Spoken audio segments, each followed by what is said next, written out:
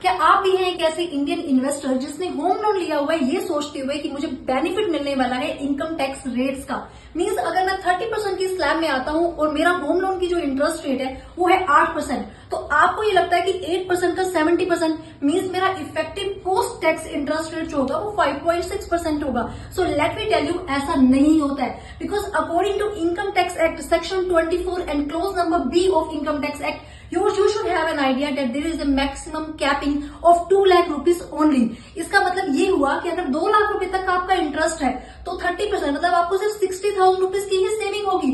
तो मुझे इसमें क्या सोचना है और किन बातों का ध्यान रखना है? आपको लगा कि मेरा 5.6% है तो मुझे क्या करना चाहिए? तो आपको अगर प्री पेमेंट के ऑप्शंस मिलते हैं तो ऐसे लोग जनरली प्री पेमेंट के ऑप्शंस नहीं लेते हैं, क्योंकि उन्हें ऐसे लगता है कि प्री पेमेंट के ऑप्शंस ले लूंगा तो मेरे टैक्स सेविंग्स नहीं होंगी और ड्यूरेशन ऑफ द लोन को बढ़ा देते हैं। तो जैसा आप सबको पता होता है कि जो इनिशियल ईयर्स आपके लोन के होते हैं उसमें जो इंटरेस्ट अमाउंट होता है आपकी ईएमआईज में वो ज्यादा जाता है रादर देन प्रिंसिपल अमाउंट।